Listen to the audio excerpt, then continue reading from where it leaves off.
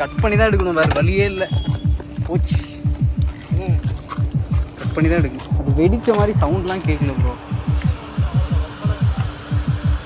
So இது பார்த்தீங்கன்னா தெரியும், ஃபுல்லாக உடஞ்சிருச்சு.